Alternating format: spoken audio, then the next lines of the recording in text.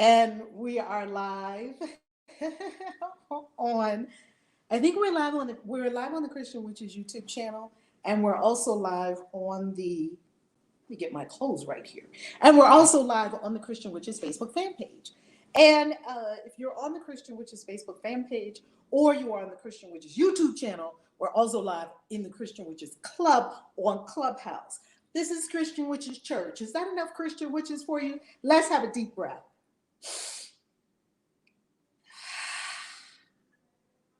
This is recorded and it will be available in multiple formats for you. And this series we're going to do on Adam and Eve is going to be a series because I realize it's just too much material to cover all at once.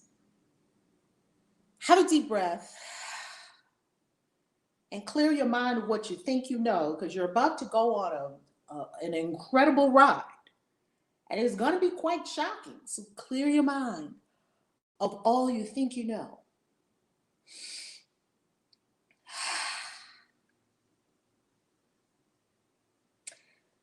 And we welcome in this Sunday inspiration, we welcome Lord of Hosts, Source, known by many names to many people. We welcome the presence of Source, knowing Source is all. We welcome the archangels of the presence, the archangels that we will hear more of today. We welcome the presence of the great four archangels, Archangel Michael, Archangel Uriel, Archangel Raphael, Archangel Gabriel. We welcome you, Great Spirit, in the form of our ancestors. We give honor and pay homage to our ancestors who have gone before us, who carry wisdom for us and for our lives. We honor the Ascended Masters, our Ascended Master, Christ, who taught us the way, who showed us how to ascend, and we walk the same path. We honor the Ascended Master Moses, and Elijah, and Elisha, Abraham, father of Judaism, Christianity, and Islam. We honor Saint Germain, the keeper of the Aquarian age, as Christ was the keeper of the Piscean age. And now as we move out of the age of Pisces and into the age of Aquarius, we welcome and honor the presence of Saint Germain. We welcome and honor the presence of our spirit guides, all those who help us on this earth plane, those who have gone before us. Wayne Dyer, Maya Angelou, and many others who have gone before us, who serve as spirit guides to us, we welcome. And we now open our minds and hearts and spirits to understand and to know what we are engaging in now. We ask for understanding. We ask to put aside all the things that we thought were, that we find out are not so. And we ask that we can integrate this information in our lives in a way that is helpful and uplifting to the entire universe at large. We are children of the divine, children of the cosmos, and we understand our star nature and our multidimensional nature, and we honor it in everything we think, say, and do. Ashe.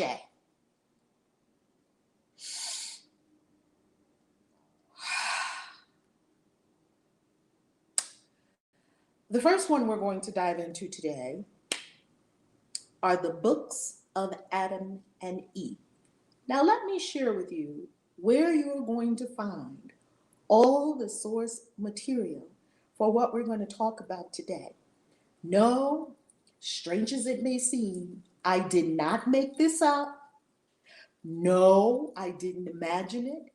These are actually written books found in the Nag Hammadi library and further, and other manuscripts as well. And if you don't know what the Nag Hammadi library is, look it up. And these are some of the books of the Bible that were never included in the official Bible canon. And we understand that the official Bible canon came hundreds of years after these books were written. So please understand something about the Bible. before we go into this. The Bible is not one long story beginning to end, like you read Harry Potter. That's not what the Bible is. The Bible is not a contiguous story. The Bible is many books written by many people from many cultures over many years and heavily redacted in the 6th century. The 6th century, they did a rework of the Old Testament, which is the Hebrew Bible. Look it up. All the Bible scholars can tell you this. They rewrote the Bible in the 6th century. When they rewrote the Bible, they got rid of things like God's wife. You can read that in the book, When God Had a Wife. Yes, God had a wife. They also rewrote some of the Elohim stories, which were God's, to now be Yahweh stories. Yahweh. Yahweh is not the supreme God. I've taught about that already. You can find more about that in the videos on Valerie Love TV, the Christian Witches YouTube channel. Okay? Yes, God had a wife, Phil. Phil, I gotta send you some love, Phil. I was talking about you this morning, Phil. Phil, I was talking about you this morning. Phil is on the Christian Witches Facebook fan page. And in the community, we went over 10,000 Christian witches on YouTube. I mean, on Facebook, I gotta say, it's over 2,000 on YouTube. Over 10,000 Christian witches on Facebook. And when I first started this journey, I didn't know anyone else was seeing some of the same things I was seeing, was thinking some of the same things I was thinking. And Phil has added a lot to the discussion. And sometimes Colton and Phil get into things. And you know what? Everyone is welcome here. This is an open discussion. And I'm not right, and you're not right, and I'm not wrong, and you're not wrong. That's to everyone.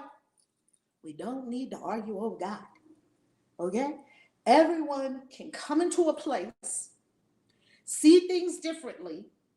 We can express where we are and what we see in intelligence and love without bashing and without having to take other people down. No need to do any of that. This is about all of us learning and growing. This is about our soul. And when you find what deeply feeds your soul, you better walk that path in order for you to experience your own ascension, okay? Avalanches of blessings. Hey, Coach Michelle, how you loving? Mwah. Now, let's get into the books of Adam and Eve. Before we go into these books of Adam and Eve and what happened when Adam and Eve left the garden, because these are quite bizarre stories, I want you to also know something. I myself do not take the Bible literally. I don't take it as history. I don't take it as fact.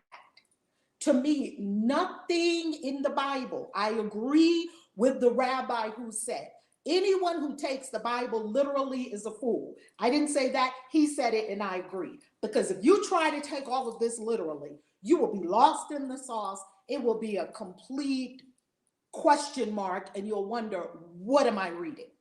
Okay? That's how I take the Bible. Now, you've got to determine for yourself what the Bible means for you through study, reading. I mean, I study. I'm in the 1-year Bible study right now on the app. I have the app on my phone. Last night, I'm doing the whole Bible again in a year. I'm listening to it.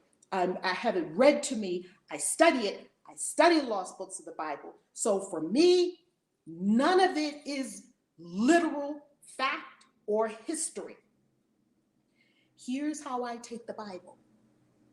I take the Bible as a spiritual book, a book of metaphor, a book of mysticism, a book of astrology. Yes, there are all the 12 houses of astrology in the Bible.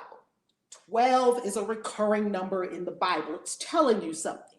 12 constellations, 12 houses of Judah, of Israel, 12 disciples. The 12 keeps repeating.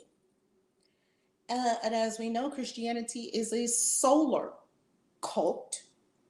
Their whole motif is the sun, which is Christ. S-U-N-S-O-N. Study it. We're not going to argue over it. Just study it and tell us what you think. Now, the Bible deeply speaks to my soul. That's the only reason why I use it. The Bible and all the books of the Bible, not just the 66, So I read the pseudepigrapha, the apocrypha. I have the Bible with the apocrypha. And the reason I read all beyond the 66 is because someone's not going to tell me what is the Bible and what isn't the Bible. And someone's not going to tell me what to read and not to read. And someone's not going to tell me what's real and what's not real. Someone's not going to tell me what's holy and what's not holy. I can make that determination for myself. I also believe you can. You're an intelligent being. You're a divine being from source. I believe all of us can make our own decisions. So we don't really need someone to tell us what to do. Now, that's the stance that I'm from. And that's what I stand on. That I'm finding out things for myself, and I pray you are on your spiritual journey as well, finding out things for yourself. And we don't need people to censor things for us. I mean, we're grown. We can figure it out. Now, the first book of the Bible, this is going to be a series. Family, this is going to be a series on Adam and Eve after they left Eden. And I promise you, if you ask any Christian, just pull up your any garden variety stray Christian on the street, what happened to Adam and Eve after they left the garden? We don't care about that. We don't need to know about that. It's all Jesus, just Jesus, okay? Jesus is the way, the truth, and the life. Well, I'd like to know more. I have more questions. Ask them what happened. Because in the Bible, what we read in Genesis is the creation, first 2 chapters. Then we read the sin and the downfall. And then we get to the end where Adam died at 930 years old. He had 30 sons and 30 daughters. Cain killed Abel. Then they had Seth. The end.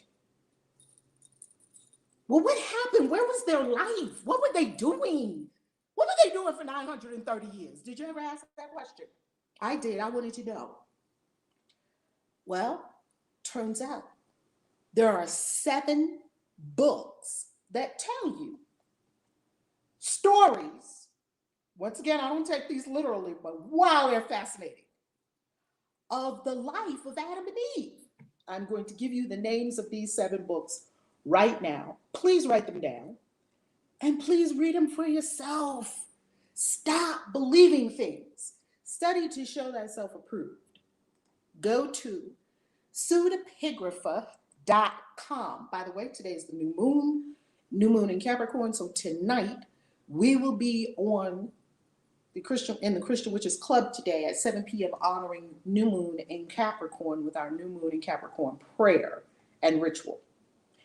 Go to pseudepigrapha.com. Put it in the chat if you can. If someone on YouTube and Facebook can put it in the chat for us. Pseudepigrapha.com. It's spelled. Please write this down, family. Become researchers. Become masters of this. Then I promise you the Christians won't bother you. Christians don't bother me because I fucking know more about their religion than they do. I know where it came from. I know how it is. I know how the Bible was created. I know the Bible was redacted. Like, you can know more than Christians know about their own faith. Why? It's not because they don't want to know it. It's not because they can't know it. It's because I believe Spirit hasn't yet opened their eyes to be able to see it. Because you can't see this stuff unless Spirit opens your eyes to see it. So very humbly, I share this very humbly, that our eyes have been open to see things that perhaps, just like in the Matrix, you can't pull somebody out of the Matrix until they're ready. People can't see this until they're ready. Don't try to run to your Christian family and say, guess what happened after Adam and Eve left the Garden of Eden? They got to have a big question mark on, what do I know? I don't know. What did they eat? I don't know. How did Eve have babies? I don't know. Well, you can know. Here are the books. You're going to go to pseudepigrapha.com. I'm going to spell it for you. P as in Peter, S as in Sam, E as in Edward, U as in under, D as in dog, E as in elephant, P as in paper, I as in igloo, G as in go, R as in Robert, A as in apple, P as in Peter, H is in Harry, A is in apple. Pseudepigrapha.com. Maybe someone can put it in the chat. And by the way, people, Phil Kid likes to come and have fun with us. Don't argue with him. He can share whatever he wants to share, and everybody, as long as everybody keeps it civil and kind and respectful, we won't kick nobody out just because they have dissenting opinions from the. I'm not the kind to censor people because they have dissenting opinions. I do know one thing: if people are rude and unkind and mean, they're going to be out. Our block ministry is very strong on Christian witches. You should see the long line and list of people that we have been blocked. But I never felt it in my spirit to block Phil Kidd. I don't know. It's just conversation. Can we just all have conversation? Can we all get along? So I just want to let you know that about Phil. I kind of like Phil, actually. You know, you got to like people that kind of challenge you on what you're saying and what you're believing and all of that. I like that. We need to be having conversation. If you're in a community and everybody agrees with everybody all the time, that ain't true. Please come forward with what you stand for, with what you know. Please speak intelligently around here, and please speak from a place of having done your research and knowing what the hell you're talking about, right? Here are the 7 books that we're going to cover in this series. Number 1, which is what we're going to dive into today. The books of Adam and Eve. Write that out. The books of Adam and Eve. This is the translation from the Latin version. Number 2, Life of Adam and Eve. That is translated from the Slavonic version. That's one of my favorite books. Life of Adam and Eve, which is translated from the Greek version. This is also called the Apocalypse of Moses. Okay? That's book number 3. Book number 4 is the Apocalypse of Adam. Okay? Book number 5 is the Book of Adam. Book number 6 is the Book of Adam and Eve. And book number 7 is the Second Treatise of the Great Seth. Okay, so we thank you, Robert, so much for putting them in the chat on Facebook and Christian Witches Facebook. I mean, I just got to shout out again that we got over 10,000 Christian Witches on Christian Witches Facebook. Like, I'm flabbergasted. I'm like, wow. Let's go into the Latin translation of the books of Adam and Eve. And what happened after they left the garden? Let's do it. All right. So it tells us that they were driven out of the garden. And, you know, they were all just, I think most of you know the story up to the point where they were driven out. Now, even though some of these 7 books go a little bit back into what happened, you're going to be very shocked about some of these things over this course of these series that we're going to be teaching in Christian Witches Church. You're going to be very shocked at some of the things that even happened in the garden that is nowhere in Genesis. It's nowhere in Genesis. You're not going to find it. You're not going to find any of this if you're just reading Genesis. First, they were driven out and they mourned for 7 days. So they're sitting outside the Garden of Eden. It's all desolate. And here they are just, they're just all to pieces for 7 days. No eating, no nothing. Then all of a sudden they say, we're hungry.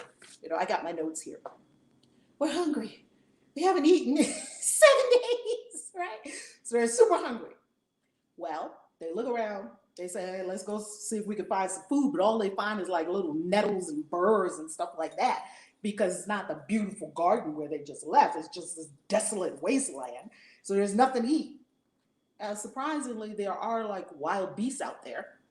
Where they come from? That's interesting. How do we have wild beasts outside of the garden? That's a story for another day. Okay, so Eve says, okay, let's go look for some food. We're going to die. If we don't get some food, we're going to die, right? This is probably the first time they're even experiencing anything like hunger. Okay, so they go walking, and she says, maybe God will bring us into paradise. This is my fault. After this first 7 days, no food. Eve says, let's go look for some food. They look another 7 days, no food. 14 days, no food. Eve says, kill me.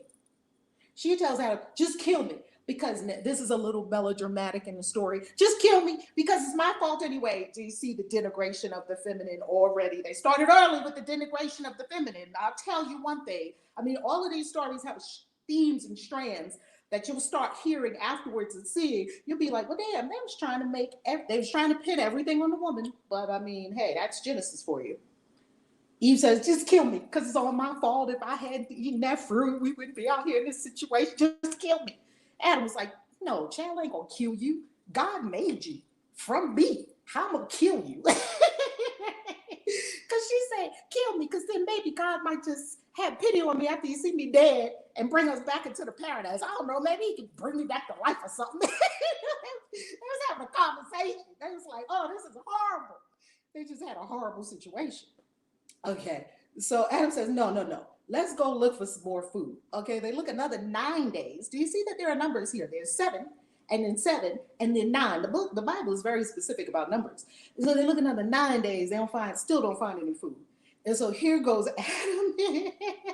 They're like, oh my God, they're going into this deep penitence. We sin. This is why we're in this situation. They're crying out to God continuously. They're continuously crying out to God. They're in mourning. They're just so upset. Oh my God, why are we in this situation? Sounds like us when we're having our problems, right? And then Adam comes up with an idea. He says, okay, we need to do a ritual. Now, who told Adam to do rituals? This is very fascinating. Now, he didn't call it a ritual. He said, this is what we're going to do. I'm going to fast for 40 days. Now, in some of the other books, they say things slightly different. So that's why we want to keep it very clear what book says what, okay? Okay, so in this book, but you'll hear something slightly different in the books to come. There are 7 of these books, and they're not all identical. And you get more information from each of the 7, and they give you a really, a very well-rounded picture of some of the things that are going on when you put all 7 together. Okay, and I've read, go read them. Okay, so Adam says, this is what we're going to do. I'm going to fast for 40 days, and I'm going to do a ritual. I'm going to go into the river, and I'm going to stand in the river. You've probably heard me talk about this before. I'm going to stand in the river on a stone in the middle of the river, and I'm going to fast for 40 days. And in my fasting and praying to God and crying out and wailing to God, please have mercy on us, give us food. Now, they ain't even eat. They have not eaten yet. Please help us. Maybe God will hear us and have mercy on us. And he says, and you, Eve, I'm going to go to the Jordan River. Pay close attention to it. And you, Eve, you go to the Tigris River. Pay very close attention. I'm going to do it for 40 days. You do it for 37 days. Then you come up and meet up with me while I'm there. So the journey. So she's going to go to one river. He's going to go to the other. They pay very close attention because the Jordan River factors very heavily into Bible magic. The Jordan River. We know many miraculous things happen at the Jordan River. Well, he goes to the Jordan River. He's in the Jordan River. He enters the Jordan River. He's wailing, crying out to God, help me. Oh my God. He takes a stone. He stands on the stone in the middle of the Jordan River. He cries out to all the animals that are in the Jordan River, swimming creatures, the fish and whatnot. Come, oh my God, pray with me. He asked them to pray with him and to give him, their essence to go up to God, basically, to try to get God to have some mercy on them because they're just so wretched. Well, all the fish hear Adam. Now, how were there fish outside of the Garden of Eden? It's very fascinating. It just causes you to ask a lot of questions, which is good. Questions is very good on the path of spirituality. So all these fish surround him, and they begin to also give attention to Creator, to Source. And then the Jordan River stops. So Adam was able to stay the flow of the Jordan River. I bet you they never told you that in church, right? I don't know. Maybe after the first sentence I said in this conversation, they never told you in church. But just go read it. Okay. All right. Meanwhile, back at the Tigris River, we have Eve. And Eve is standing in the Tigris River, crying out. She's all verklempt, right? And she's also standing on a stone doing her water ritual for 37 days. But lo and behold, she is standing there, and after 18 days, now she hasn't eaten, 18 days, here comes the devil. As a bright, shining angel, shapeshifter. He's a shapeshifter. He can transform himself into many different things. He comes to the banks of the Tigris River, where she is. Once again, do you notice the recurring theme that the devil keeps coming to the woman, but he doesn't come to the man. He comes to the woman to get to the man. That's the theme here. Just pay close attention to these themes. It's very fascinating. Well, the devil, he's all standing on the banks of the Tigris River, and he's all beautiful and glorious. And he says to Eve, Eve, I'm an angel. Relax. God has heard you. Of course, he's fooling her, right? God has heard you. Come out of the water. No need to continue your prayers. Now, this is very fascinating. This is something that I pay close attention to, because do you notice that while you are in meditation, because all of this can be applied to your spiritual life, while you're in meditation, do you notice that you have to go to the bathroom, or you got a stomach ache, or your knee fell asleep, your leg fell asleep, or something is trying to tempt you away from your spiritual practice? Do you notice? This is a metaphor. You got to dig deep and get the meaning. You've got to ask Holy Spirit within you to give you a rhema word. What is a rhema word? A rhema word is the Spirit of God speaking to you as you're reading something, telling you what the thing means. I can't give you a rhema word. The rhema word comes from Spirit. So the devil says, hey, come on out.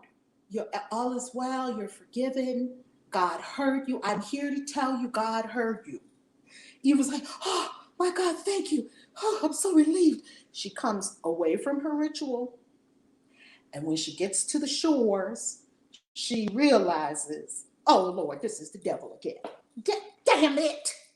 Well, she can't say Jesus Christ because he hadn't come yet, right? We don't get to that part of the story yet. So she's like, oh my God, this is the devil. He's like, aha, gotcha again, right? And she like faints and passes out. She's like, I'm done.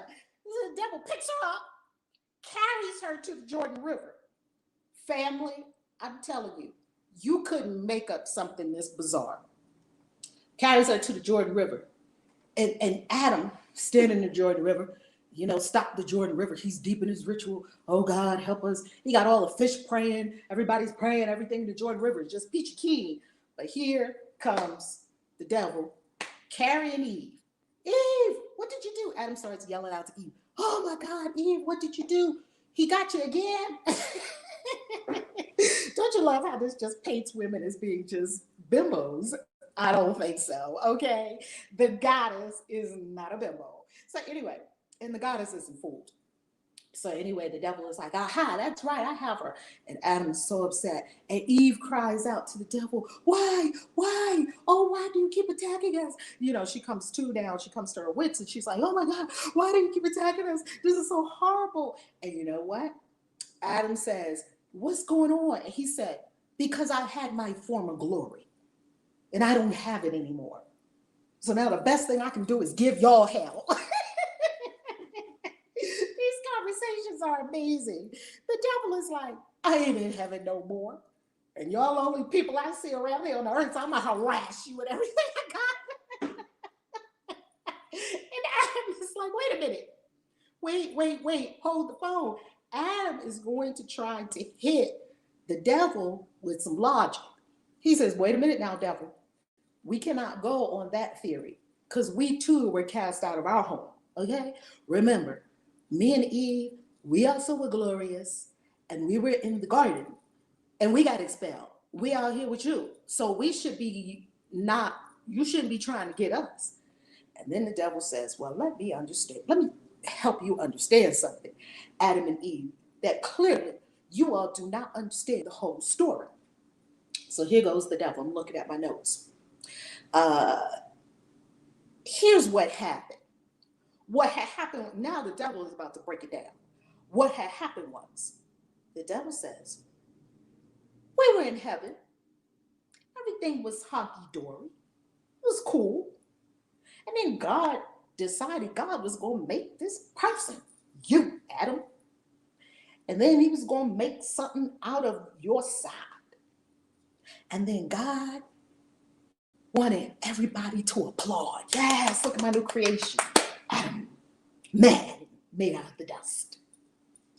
And Archangel Michael came around telling everybody, worship Adam, worship this new creation of God, give praise, glory, worship.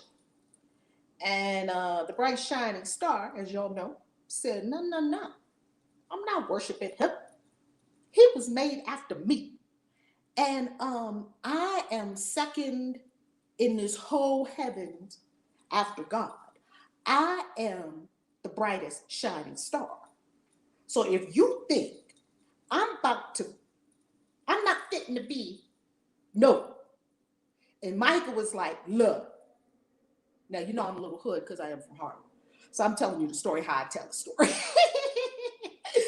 So Michael said, oh no, you about to worship just like all of us is here. And Bright Shining Star was like, no, I'm not. And Michael was like, yes, you are right now.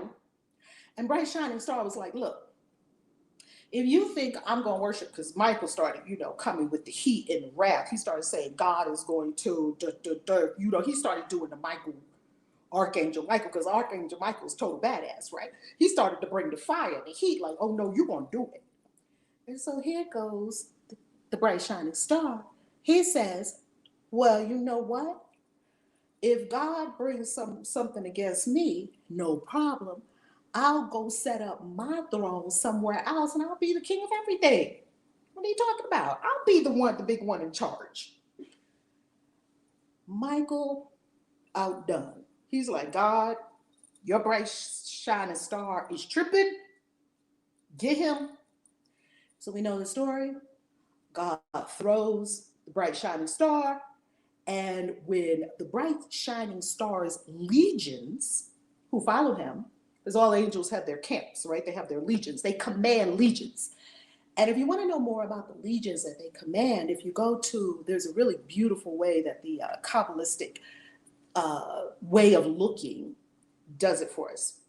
And I have it in my book, Spellcrafting for the Christian Witch. Get that book, Spellcrafting for the Christian Witch. Go to Christian Witches and tap on books, pardon me, and then you'll see Spellcrafting for the Christian Witch. When you get there, you're going to see that there is a section on angels.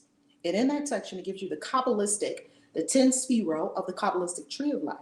And on the tree of life, there's an archangel. And each archangel commands a whole host of angels that have a name. So they each command legions of angels, right? It's set up on a hierarchy. You just can't come in heaven and just mill around and just be like, hey, I'm just here hanging out.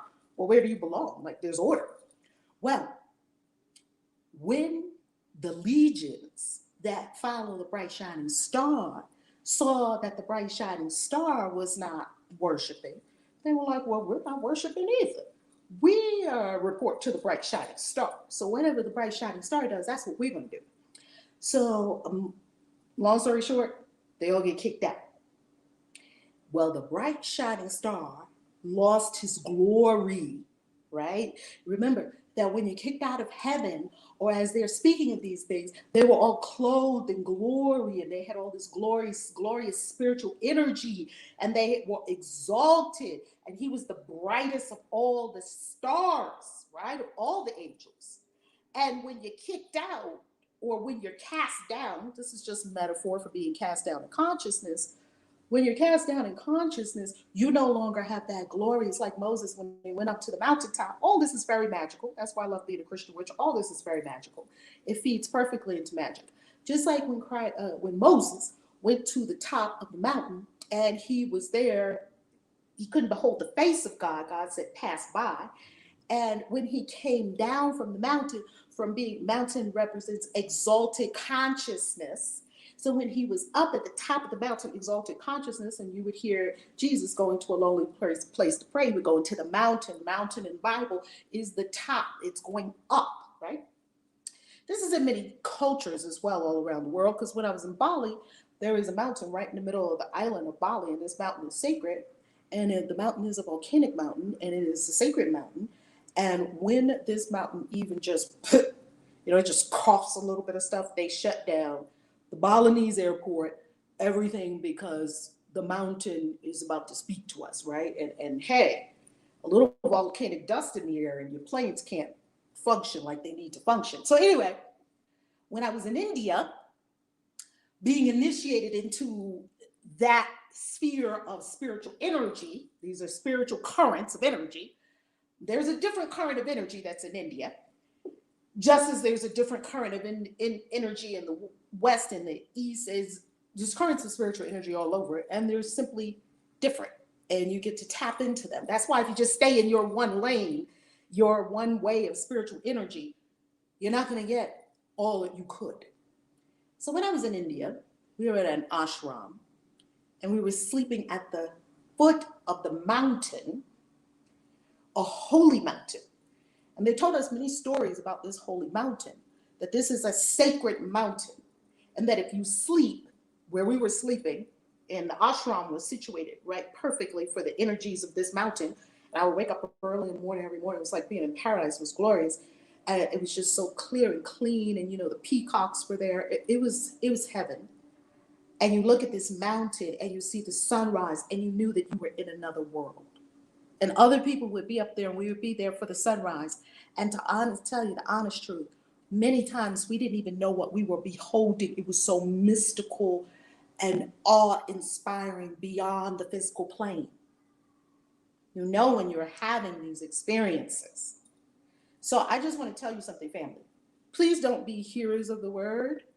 Please don't be preachers of the word. Please walk it out. Right now I'm in Mexico City, and soon I will be going to the Pyramid of the Moon at Teotihuacan. Did I say that correctly? I hope I said that correctly. And it is an ancient pyramid, just as my spirit and my soul brought me to the ancient pyramids for an activation there at Chichen Itza, where we had our retreat last year in the spring solstice, the spring equinox.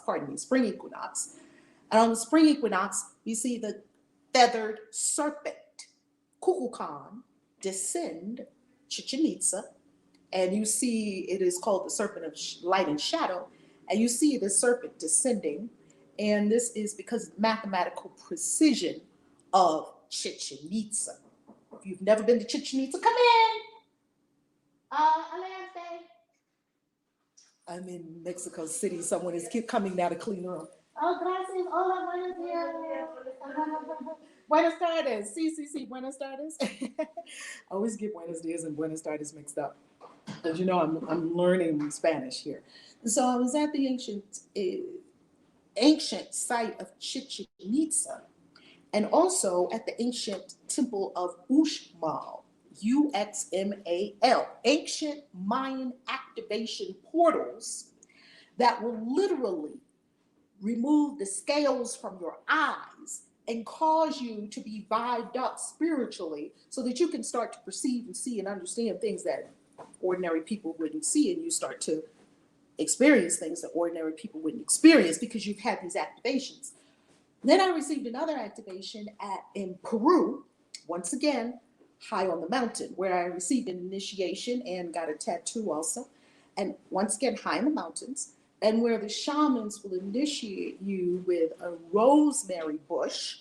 So they kind of beat you with, how shamans are. They have feathers and stones and crystals and all manner of herbs and teas. And the shaman got the whole thing. Don't mess with a shaman. They just have the whole spread.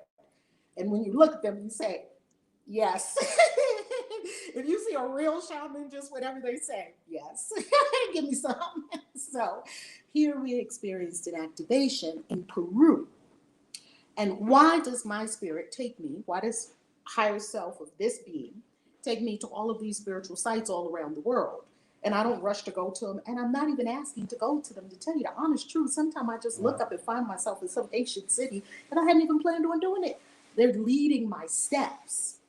Well, when I was in Peru, and I experienced several times in Peru, I experienced an activation at a sacred at the Incan Trail, right? So in Mexico, it is the Maya, And the Mayan have sacred science and sacred astronomical understanding and language, and also astrology, and they have the sacred sciences. And the same with the Inca, and mathematical precision to build their temples and pyramids. You don't have to go to Egypt to see pyramids. They're right down here in Mexico. Please, anybody, just come down here to Mexico. Plenty pyramids, okay? Then when we were in Peru, I experienced with the shamans, real shamans.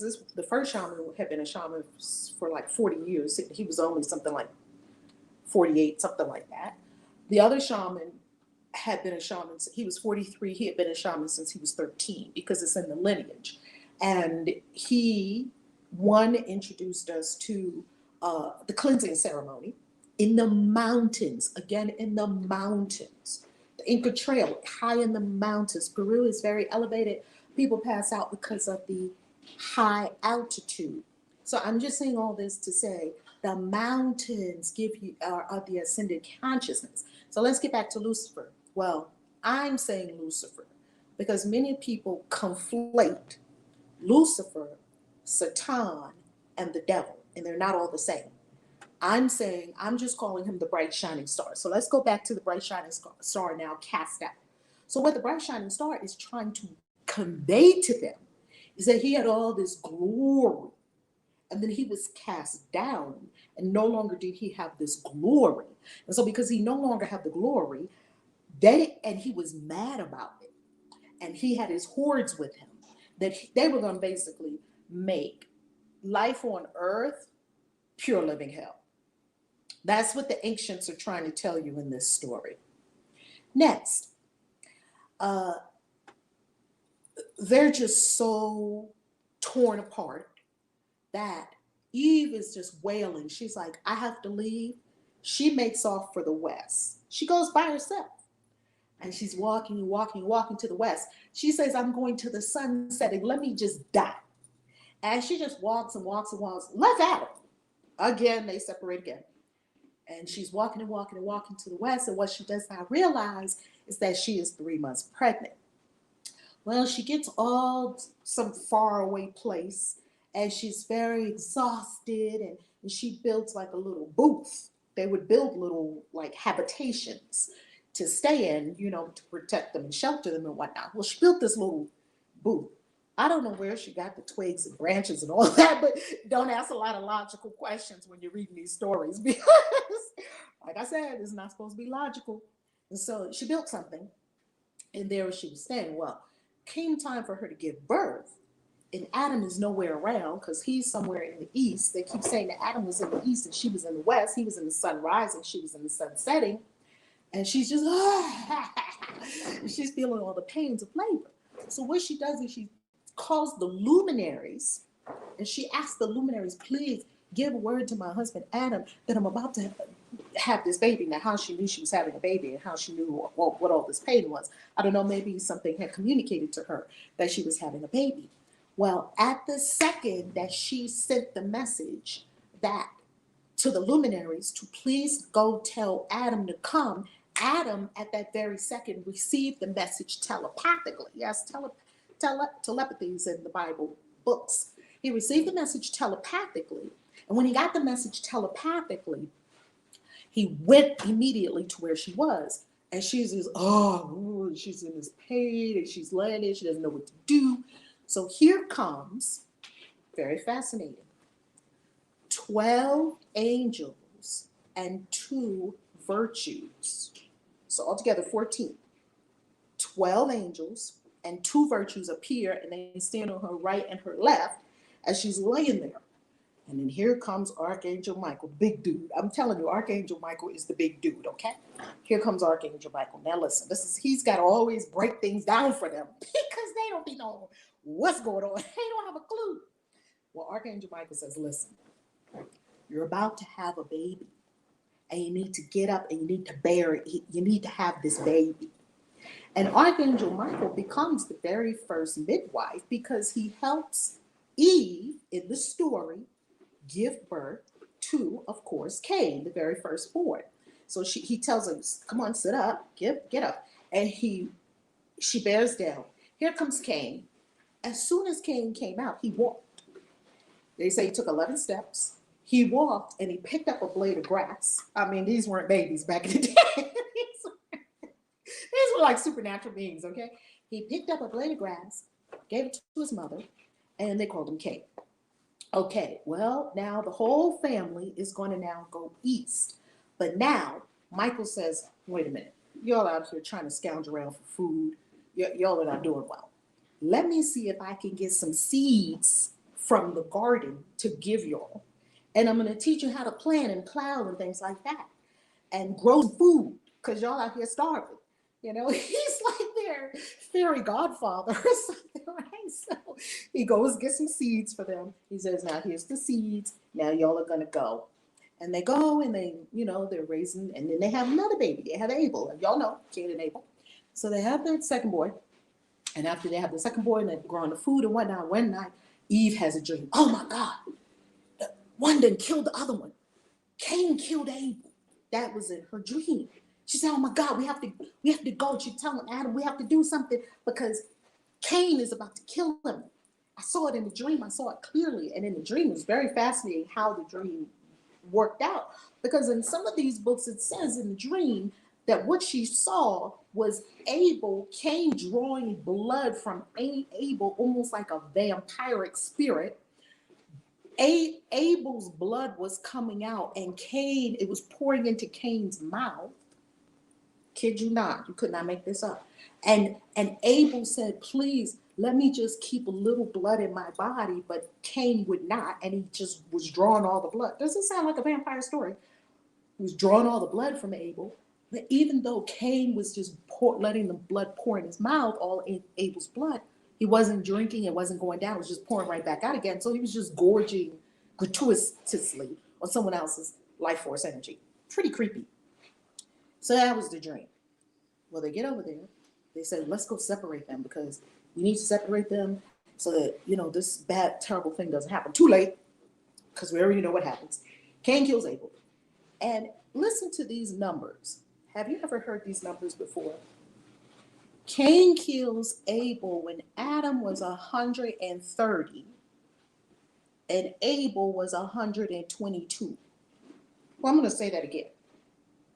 Cain killed Abel, according to this story, when Adam was 130 years old and Abel was 122. So there was only had been 8 years. Supposedly, Adam had Abel when he was 8. So what my mind tells me is that maybe it was eternal life when they were in the garden, and maybe the numbers started counting when he left the garden or something like that. Maybe that's when the numbers started kicking in, because Adam didn't have like a birthday, like born to a woman. So maybe in this paradigm, what we're supposed to understand is that time wasn't passing normally in the Garden of Eden. This is what I'm taking from it. Y'all can take from it whatever, you know, what comes to you. That's why this is a discussion. This is not me telling you what it is. I'm studying it to understand what it is. Okay, so Adam was 130 and Abel was 122.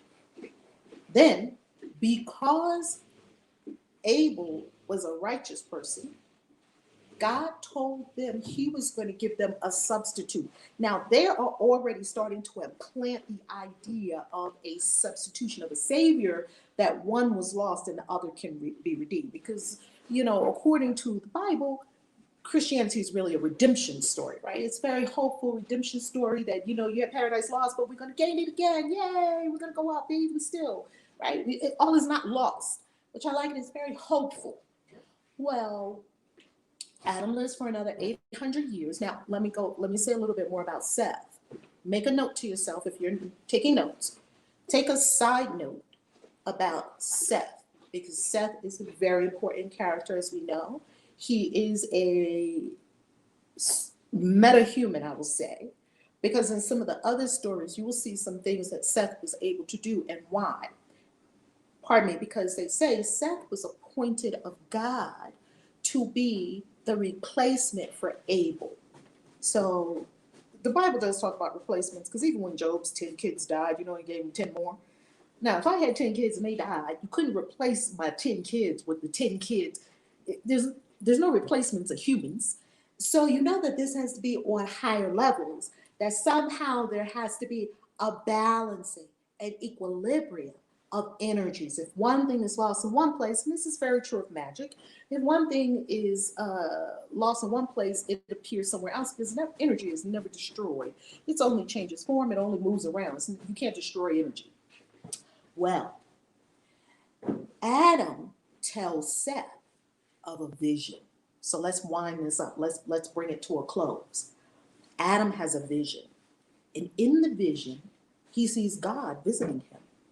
And whenever in these first 7 books that we're going to be talking about, whenever God appears, it's a chariot. Very fascinating. And here I have a tarot deck right next to me. And what is key number 7 in the tarot? Let's just pull it up. Key number 7 in the tarot. If you don't think that the Bible and the tarot has anything to do with each other, maybe you want to get better at reading the signs, and maybe you want to do better at symbology, and maybe you want to understand that the book of tarot is saying the exact same thing that the Bible is saying, is that the Bible has words and stories, and the tarot has pictures and stories. Same thing. So let's pull up the chariot, and every time God appears to them, God comes in a chariot. Here is from the Morgan Greer deck. And as Christian witches, you want to be able to have integration. You don't want to be confused. You don't want to be saying this is over here, this is over here, and things are conflicting. You want to be able to be what's called aperspectival. What is aperspectival? Aperspectival. This is a term used in the book Christopaganism. And it says very clearly in there, the word aperspectival means the ability to hold more than one perspective at a time in your mind, which most people can't do. They're just so stuck and married to their own perspective that they can't see anybody else's perspective, which is just madness. The ability to hold more than one perspective in your mind, that just means a way of looking at things without seeing any clash between them, without seeing any conflict. If you can hold Christian and witch in your mind, you're aperspectival without seeing an inherent conflict, because there is none. But a lot of people are not aperspectival. They are not able to hold more than their own perspective. I can hold lots of perspectives in my mind at the same time. They don't clash at all because, well, I'm called for this, and because I have been to many, many, many, many countries. They give me many, many, many different perspectives. So I was in India and they showed me the temple. This is how you do it in this temple. Then I go to the mosque, and this is how we do it here at the mosque. And then I go to the Balinese temple, even though they're Hindu, they're different from the Hindus in India. And I go to the temple in Bali, and it's the exact opposite of what you do in the temple of the mosque. In the mosque, the woman's head must be covered. In the Balinese temple, the woman's head cannot be covered. And when you go into a Balinese temple, all women will be asked to remove their head gear. If you have a cap, a cat, a hat, you cannot enter a Balinese temple, a real Balinese temple, especially on a holy day. They're lunar in their celebrations. They follow the moon. You will not be able to enter a Balinese temple with your head covered, okay? Mind blown with this info today. Flamingo hurricane. I don't know what to say about all this. It's just so shocking. And what I don't know is, why didn't they tell us any of this? I don't see how this would be a problem to know. Trust me. When I find out something, I tell everyone, hey, read it for yourself. So I can hold in my mind the Balinese perspective of when I go into a Balinese temple, my head is uncovered, and I'm perfectly fine. And I do what they do. And you have to wear a sarong. No problem. And then I go to the mosque, and I am with the Islamic sisters, not the brothers. The brothers on the other side, the sisters on this side, right? I didn't see the men. We went through a different entrance, and the men were on the other side, and I loved it. And I was praying with only the women, and we were praying and praying, and we were covered. And I can also hold the perspective of going to a Hindu temple in India, where we also wear the appropriate garb to go into that Hindu temple and to do what the holy man says, and then you get the thing on your forehead that shows that you were in the temple that day with the holy man. And I can chant, and it's not a conflict in any of these things. Why would there be a conflict in any of these things? Why? And then I went to the synagogue, and I was there with the Jewish brothers and sisters, a Jewish family, and many of them, a couple of hundred people. It was beautiful. And when I was in the synagogue, they were like, "Oh my, we have a visitor." Like that's how kind of how they always look at me. But I promise you, you can go into any holy house; they'll welcome you. I never seen them turn you away at a holy house. I mean, if you're coming appropriately. I just came because I wanted to learn. I wanted to understand. I wanted to understand how we connect with the divine. And please understand, there is no one way to connect with the divine. And if you're in that paradigm, you don't know shit. I'm telling you the truth. If you are in the paradigm that there is one way to worship the divine, and that's it, and that's all, you don't read my lips. Do you understand the words that are coming out of my mouth? You don't know shit. You don't know jack. And you ain't spiritual. And you lost me at hello. You know how they say, you had me at hello? Well, you lost me at hello because you think it's only one way. And there's a God source with 8.8 billion people on the planet and more being born every day, but you think there's one way. Okay. Because I done seen it done 50 million ways. I sit in a Lakota sweat lodge. I sit in a Peruvian sweat lodge. I sit in a sacred ceremony with ayahuasca. Y'all know they put all kinds of plant medicine in me. Ayahuasca, they put some rapé in my eyes. No. They put the sananga in my eyes. Then I snorted the rapé, chew the mushrooms, drink the ayahuasca. Y'all know that I done took 50 million plant medicines. I'm telling you what I know. And if you haven't done it, go do it. Let me show you something. There's something I have to show you. I have to show you something right now. Because we're going to put this baby to bed right now. Let me pull out my purse. And let me pull out this passport. Don't tell me jack. Because you know what I got in here? I got 2 passports. You know why? You know why I carry 2 passports? And look, still got the Dubai sticker on the back. Do you know why I have 2 passports? You can't tell me jack. Because I will go and experience it for myself. So while you read books and got very smart, I was out doing it. Ooh, and having my own experience of it, because that's spirituality. If you think spirituality is reading a bunch of fucking books and being able to quote every scripture to us that you can, I'm just going to pray for your soul because you haven't even started yet. You're still in kindergarten. And it's all good because maybe your soul is not ready to go to college yet. Now, one of these still has my India visa in it that they gave me a 10-year visa.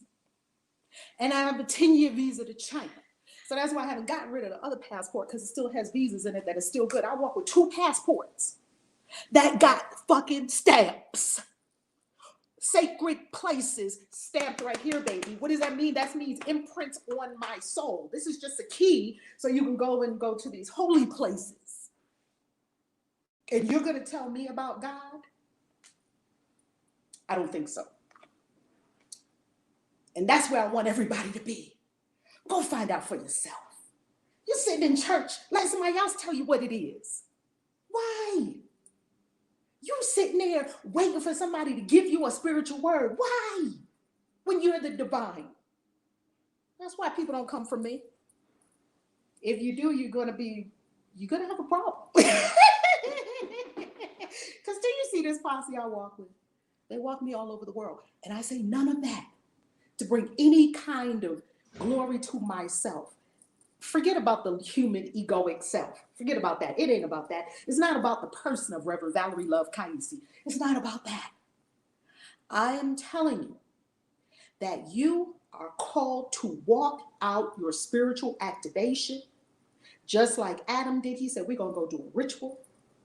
We're going to fast. We're going to pray. We're going to get our answer. Trust me. The Spirit sends me to China. I went to China. I went to the Dragon Gate Grotto. Is that the name of it? Giant Buddhas all over, carved into the stone walls. If you saw these giant Buddhas and all these giant beings carved into these stone walls, caves, you look it up, China. Dragon Gate Grotto. I'm like, humans didn't do this. Humans didn't do this. And when you go to all these places and you get these spiritual activations, You are now operating. You're not operating like a human anymore. You've seen too much. You've experienced too much. You're like, whoa. And you don't go back to just seeing things one way. You lose the ability to see things one fucking way. That's all we're trying to say here. All the experiences that I've been in with shamans, Islamic people, Jewish people, Kabbalah, Native American people, Peruvian shamans, Mexican shamans, Colombian shamans, China, India, Bali, Middle East. God was in them all. Ooh, I'm like, ooh, this is God. God is in it all because God is everywhere. Stop thinking God is only in your church. That's a dumbass idea. Give it up. Is God so little just to stay in your church? All right, I digress. Let's get back to the story. Just had to have that little rant there. All right. And I pray you use my story as inspiration to get off your behind and go and experience your spiritual. You have to walk it out. I see a whole lot of people on YouTube and Facebook. They're so smart. They can tell you all the spiritual techniques. They can tell you this and they sound good. And their life is jack. And they haven't gone and walked out what their soul came here to do. Why? Too afraid. You can't spout it. Be about it. Let's get back to the story. So Adam tells Seth about his dream, his vision. He had a vision. And in this vision, here comes God in all this glory and the angels and the chariots. And what happens? He's communing with God and he's giving thanks and he's giving praise. And then all of a sudden, Archangel Michael whips him out of the vision of splendor. And the Archangel Michael takes him to like a lake. And Archangel Michael has a rod and he touches the rod on the lake and the lake froze over. And Archangel Michael and Adam walk across the lake. So Adam is telling this story to Seth. Well, let's wrap this up because this is quite a bit.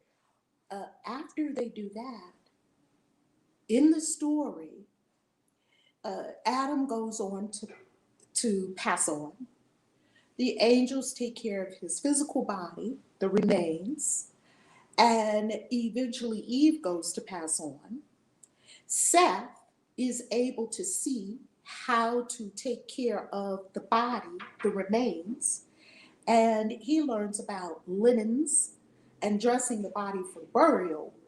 And then God takes Adam, and in some of these stories, he tells Archangel Michael to take Adam's soul to the third heaven.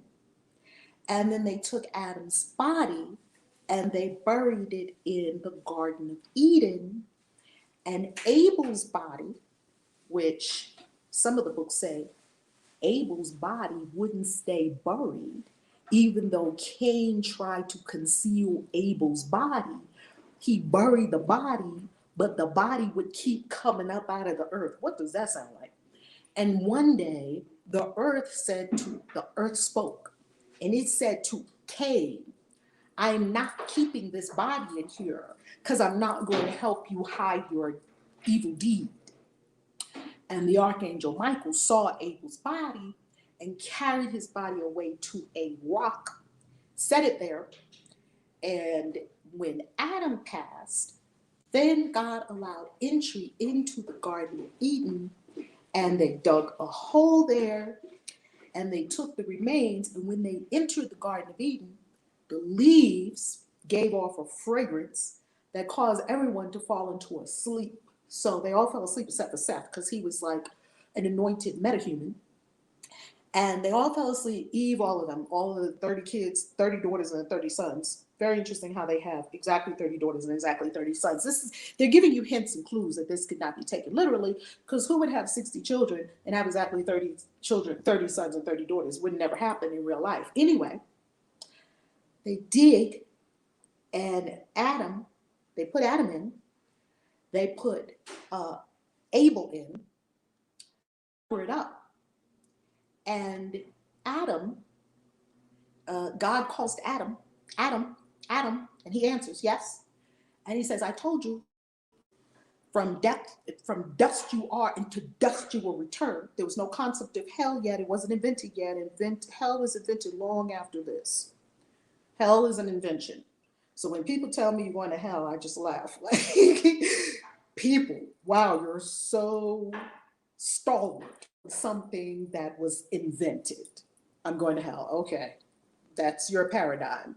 And it's a very ignorant paradigm because you just haven't studied. That's all. It says study to show thyself approved. You just didn't study the origins of hell. You just took someone's word and you just went for it.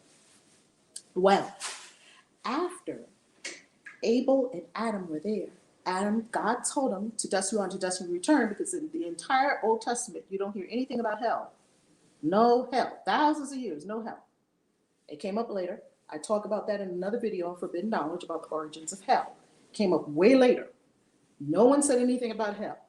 Jewish people don't even subscribe to hell. None of this is a thing. It said, from dust you are, and to dust you return, and your soul will lift up, and your remains go into the dust, and your soul returns to the maker. That's what it said for everybody. And then you have some kind of accounting, right? Well, the angel tells Adam that your soul, your rib is going to come back to you in 6 days. And in 6 days, Eve falls, about to die, because the rib is coming back. Okay? The rib is going to come back to Adam. Eve, 6 days later, she dies. Now, no one knows anything about this because Seth is the only one awake. All the rest of them fell faint. They were all put to sleep by like intoxicating fumes from the garden. Let's call it, right? Like a sleep sedative that was put on all of them so they wouldn't see all these things that are going on, because a lot's going on now. God came. Here comes 4 eagles with wings. Here come the seraphim, the cherubim. It's a whole thing. It's a whole thing. And so there's the burial. God seals the tomb. And then when Eve is falling, she's like, please, please, please, God, let me be wherever Adam is. Please, please, please, because we were together when we were beautiful in the beginning. We were together even when we sinned. We've always been together. Please don't let me be together with him. And they're like, of course. The angel comes, takes her, and puts her buried as well. And then God sealed up the tomb so no one could ever find where Adam and Eve and Abel are buried. That's our story for today, boys and girls. Tell me your thoughts. I know our lady must be. I know our lady here must be saying, "What in the world are they talking about?" Talk to me, anyone on. We got tons of comments on Facebook. Tons of comments. Family, I told you, I did give you a warning, family. I did say, of all the things you have heard Reverend Valerie Love talk about, preach about, teach about, this has got to be one of the most bizarre ever. I think this even trumps the baby Jesus, who was a murderer and who was killing people and who was, hexing people. I think this even trumps that, I think. We have more to go. So this is only part 1, and we got about 2 or 3 more parts to go. So talk to us. Anyone, anything you want to say, anything, we got lots of comments on Facebook and YouTube, on Clubhouse. Anyone want to come on stage and share? And comment, speak. Journey Divine, I'm in awe. Has this been like super shocking? I mean, shocking. It's shocking. It's shocking. And what's more shocking is they never told you any of this. And this has all been dug up from the same place that the books of the Bible were dug up. They were all together. These scrolls were all together. The Nag Hammadi Library, the Dead Sea Scrolls. These were all together with Matthew, Mark, Luke, and John, Gospel of Judas, the Gospel of Infancy, Gospel of Thomas, Jesus' twin brother. This was all there. And it was selective, what was given to you. Isn't that fascinating? All right. Super duper shocking. Journey Divine. And family, this is why I don't suffer Christians. You know, when Christians come around telling me all these things, oh my God, I'm praying for you. Thank you. Pray for me. It's beautiful. I accept all prayers. It's lovely. I never refuse prayers. Thank you. Please stop doing this. Okay, well, you walk your path, I walk mine. Oh my God, you're going to hell. Well, you invented hell, and so I don't know.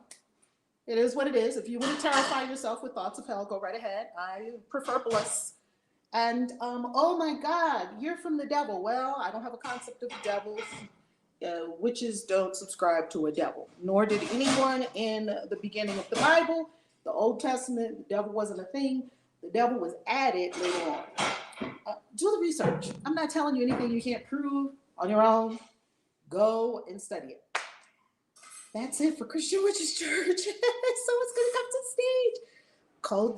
Colton's gonna come to the stage on the Christian Witches Club in Clubhouse. Colton, talk to me because I want to hear what's happening for everyone in the room. What's happening? I just find this fascinating, and I think this would be a bomb-ass Netflix series. Can't you see this as a movie or something? I just think this is very fascinating, very interesting, because I had a lot of questions about Adam and Eve. I was like, where's the rest of the story? And I think this is just mind-blowing. What do you think, what does it mean for you in your walk as a Christian witch or as a magician or as a magical being? Like, the whole Bible is freaking magical. I don't know what people are talking about, but. Yeah, for me, it just really, I don't know, it's just hard for me to process it because it's like so different from everything you've ever been told about it. It's just so very different. For me, it's just very hard to process. I'm really going to have to do like a lot of meditation and a lot of like soul searching to be like, okay, what does this mean for me? Indeed. And Colton, your arch nemesis, Phil Kidd, has been in the chat sharing. I wouldn't call him arch nemesis. I'm just like, there's other options than what you're putting out there. There's so much more. And that's why we're here. We're here to educate, right? Right. Yeah. We're here to open eyes. And to share love. Love. Oh share my God. Love and dispel hate. Amen. You said that well. You said that well. Well, it's the New Moon family. And so we're going to see you this evening at 7 p.m. right here in the Christian Witches Club or Clubhouse. We won't be on Facebook and YouTube for the Christian Witches Magical Prayer. Ritual prayer is going to be tonight, taken from the book Magical Prayers for the Christian Witch. So please get the book if you desire before then, and we'll be together tonight. I love you. Thank you for coming to church with us. We have global church all over the world. It's Christian Witches Church at 11 a.m. on Sunday mornings, Eastern Time, 11 a.m. Eastern Time, all over the world. Thank you if you were here joining and sharing. Share this information. Study, meditate, as Colton says. See what it means for you. Integrate it into your daily spiritual walk and step out your box. Step out your box. Yes? All right. Love you. Have a beautiful day. God bless. Thank you, Colton, for sharing. Love you. Love you, fam. Peace.